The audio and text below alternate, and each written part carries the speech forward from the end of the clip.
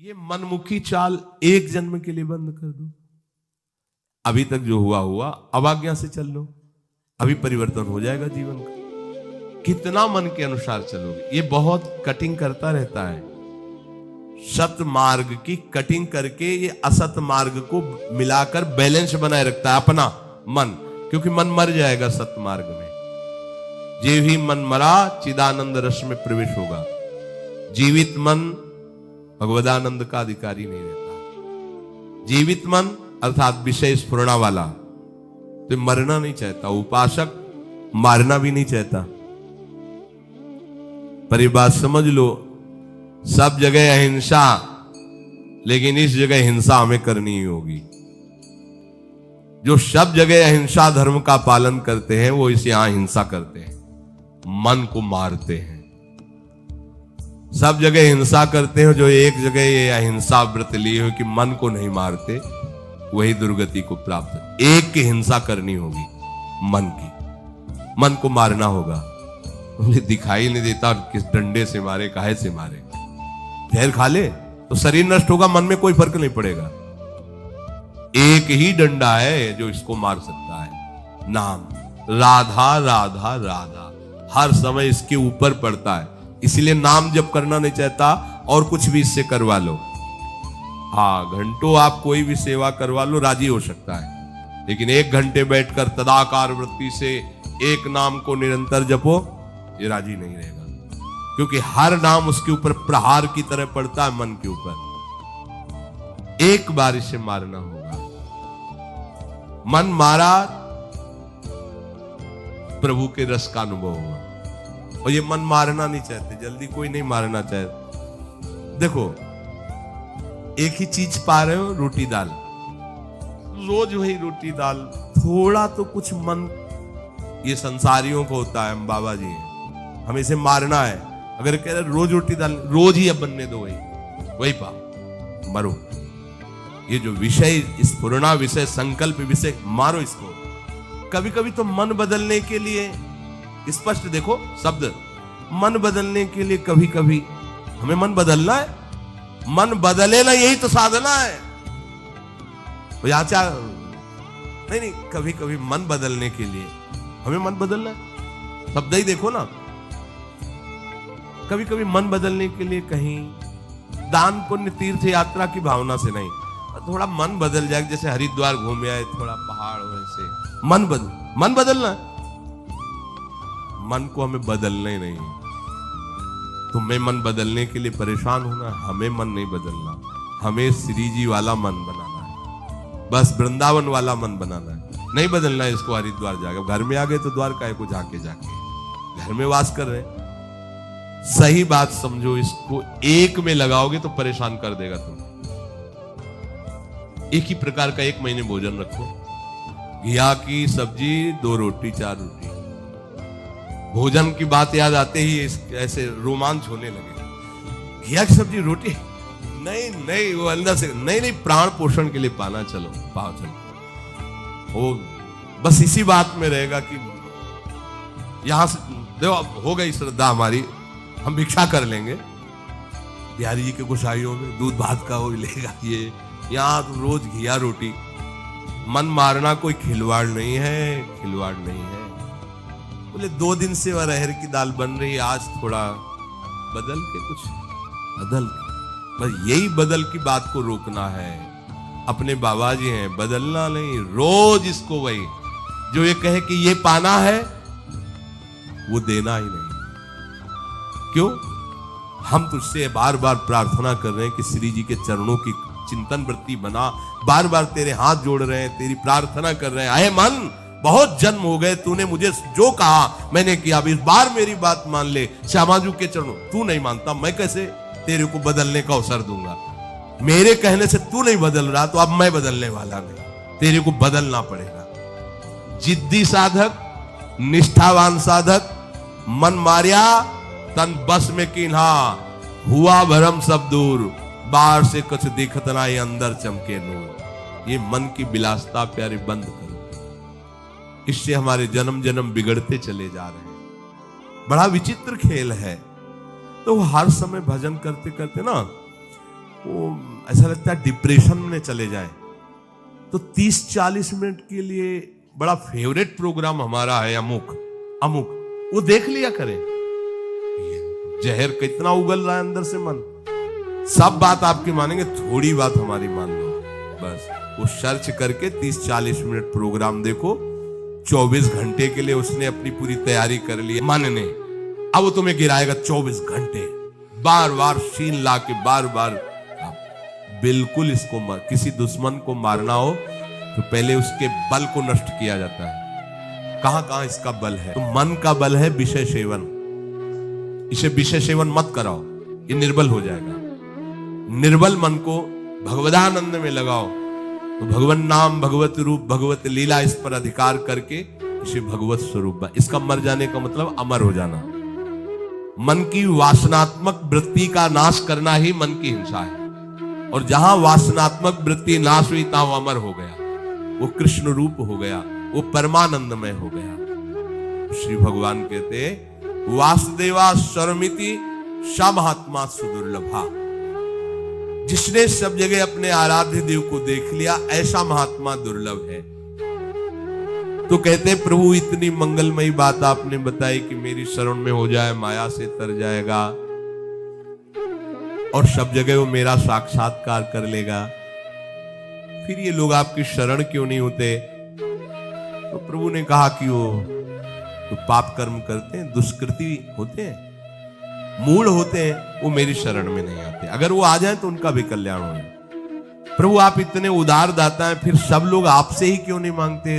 अन्य देवताओं का पूजन भजन करके उनसे भी चाहते हैं। तो ऐसा कामैस्तैस्तैर्हृत ज्ञानाः प्रपद्यन्ते अन्य देवताः तम तम नियममास्थाय प्रकृत्या नियता स्वया।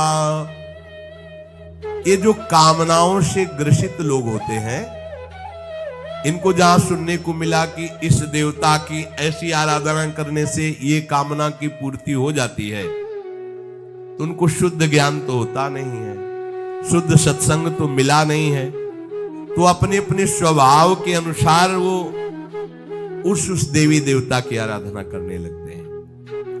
अब भला बताओ, किसी भी आराधना में अंबा भगवती, उनके ऊपर शराब की बोतल, अत्यंत सुकुमार पशु पक्षियों को काटना, हमारी तो समझ में ही नहीं आया कि कौन सी आराधना हो रही भाई। एक बार कहते हो जगत जननी अम्बा की जय। जगत जननी की अम्मा है वो, जगत जननी है, अम्मा है वो। जितनी माता है उनकी भी अम्मा है वो, सब बच्चों की वो माँ है, चाहे वो बड़ा हो, बूढ़ा हो, जड़ हो, चैतन्य हो, जगत जननी। भला माँ अपने बच्चे का गला कटते देख करके कैसे प्रसन्न हो सकती है? मुझे तो आज तक ये बात समझ में नहीं आई कि ये लोग कैसी मूढ़ता करते हैं। परम पावन महादेव जी के अर्धांग में विराजमान भगवती भला मदिरा का भोग कैसे स्वीकार करेंगी? शराब कैसे पिएंगी?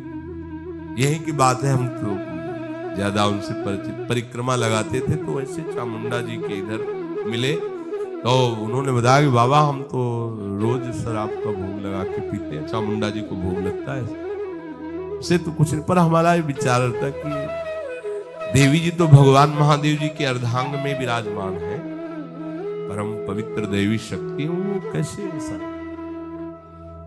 अब आप अगर वो प्रसाद पीते हो, आपको माँ का भाव आ रहा हो, दर्शन हो रहा हो, तो हमें बताओ। इसका मतलब है आप अपनी मन मानी करते हैं।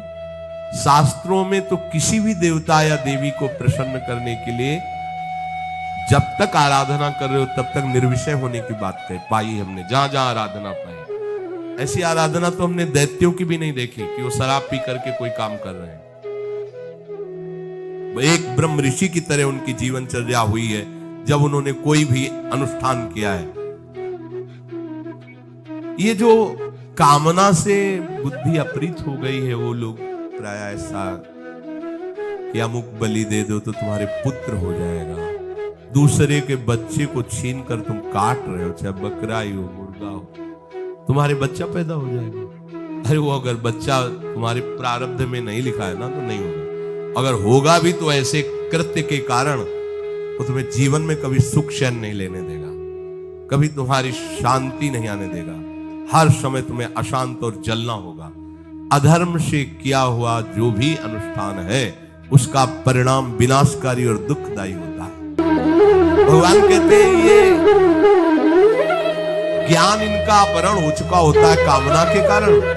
ये अपने अपने स्वभाव के अनुसार उस देवता का, उनकी आराधना के नियमों को धारण करते हैं और देवताओं की शरण होकर अपनी अपनी कामनाओं की पूर्ति चाहते हैं, क्योंकि इनका लक्ष्य केवल लोक परलोक की भोग वस्तुएं ही है जो क्षणिक है, कुछ समय के लिए है। भगवत प्राप्ति करना है, विवेक जागरण करके सत्य वस्तु में स्थित होना है, ये कामना की पूर्ति वाले लोग नहीं जान पाते। बढ़िया उपाय पीछे भगवान ने बताया था कि यदि आप कामना भी करते हो और हमारी शरण में आ जाओ, हम इसे कामना की पूर्ति चाहो, पर भगवान की तरफ आने पर देखो एकदम कि आप ऐसा ऐसा भोजन नहीं करोगे, ऐसा संग नहीं करोगे, ऐसा, ये सबको बड़ा कठिन लगता है और मनमानी आचरण भी करते रहो और देवता कामना की भी पूर्ति कर देगी, ये मात्र सरल लगता है। धन संग्रह की कामना, भोग भोगने की कामना, ये दो बातें सबको परेशान किए हुए और दो बातें एक ही जगह बहुत जोर से पूर्ण हो जाएगी। जे ही भगवान की शरण होगे, भगवान के चरणों में मां लक्ष्मी वास करती, धन की इच्छा नहीं रह जाएगी। देखो हृदय से हो जाओ, हृदय से शरण, और भगवान सब सुखों का हेतु है, इसलिए किसी सुख भोगने की इच्छा नहीं रहेगी। भाई ये पहले सबको समझ में नहीं आती, सबको लगता है ऐसा करो, कोई विधान के इतना अनुष्ठान किया, इतना दान पुण्य किया और इतना मिल गया, ये अच्छा लगता है, इसीलिए देवताओं की तरफ ज्यादा भागना होता है। श्री भगवान कह रहे हैं स्वभावो मूर्धनि वर्तते, ये स्वभाव के कारण ही ऐसा करते हैं। या कोई भी देवता ना स्वयं मोक्ष को प्राप्त है, ना तुम्हें मुक्त कर सकता है। एक छोटी सी शक्ति उसके अंदर है, जैसे गांव के प्रधान की शक्ति एक सीमा में, फिर उसके ऊपर, फिर उसके ऊपर, फिर ऊपर, ऐसे ये सब छोटी छोटी शक्तियां सब भगवान ने ही दी है। लेकिन वास्तविक कामना की पूर्ति तो केवल श्री हरि से, दूसरे से नहीं। अपने जितने सत्संग सुनते हैं अपने को अनन्य हो जाना है, कोई भी कामना नहीं रहती, न जीने की, न धन की, न सुख, ऐसी मस्ती आएगी। मान लो कोई साधना, कोई अनुष्ठान करने की भगवद आश्रित हो, नाम जितना मन से उतना नाम पड़े रहो भरोसे पे, वो चीज मिलेगी जो कहीं किसी साधना से नहीं। ये जीवन की सार बात आपको जो चाहिए वो मिल जाएगा। बस हमारी प्यारी जो की शरण हो जाओ, जितना बने नाम जपो, अन्य आश्रय रहित हो जाओ, सब